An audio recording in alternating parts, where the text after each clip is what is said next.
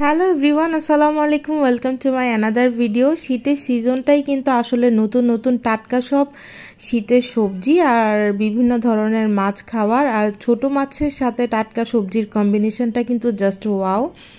আজকে কিন্তু আম্মু খুলসা মাছ রান্না করবে, তাও হচ্ছে মূলা আর সিম দিয়ে। তো মূলাটাকে পাতলা পাতলা স্লাইস করে কিন্তু কেটে ওটা একটু ভাপ দিয়ে নিবে, তাতে এক্সট্রা স্মেলটা চলে যায়। তারপরে এই যে এখানে খুলসা মাছগুলোকে কেটে ধুয়ে এখানে সিম আস্ত বা 2 টুকরো করে নিয়েছে সাইজ বুঝে। তারপরে হচ্ছে এখানে দিয়েছে হলুদের গুঁড়া, মরিচের গুঁড়া, লবণ, সরিষার তেল, জিরা, ভাজা জিরার যে গুঁড়াটা সেইটা, তারপরে হচ্ছে এখানে রসুন বাটা, পেঁয়াজ বাটা দিয়ে দেওয়া হবে।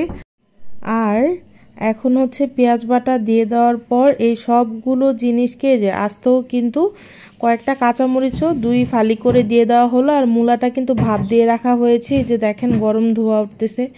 সব কিছু হাতে সুন্দর মতো মাখিয়ে কিন্তু আজকে এই খোলসা মাছটা রান্না হবে। এভাবে করে রান্না করে খেয়ে দেখবেন, জাস্ট ওয়াও। কিন্তু তারপরে সুন্দর মতো এটাকে চুলায় বসিয়ে দেওয়া হলো। আর এখন এটা রান্না করার জন্য যতটুকু পানি প্রয়োজন ততটুকু পানি অ্যাড করে দেওয়া হলো, দিয়ে এখন এটা সিদ্ধ হওয়ার জন্য ওয়েট করব। এরকম যখন কিছুটা ঝোল কমে মাখো মাখো হয়ে আসবে, ওই পর্যায়ে কিন্তু ধনিয়া পাতা অ্যাড করতে হবে। আর এই যে দেখেন কতটুক ঝোল থাকবে। তো মজাদার খোলসা মাছের তরকারি সিম মূলা দিয়ে কিন্তু তৈরি। Thanks for watching.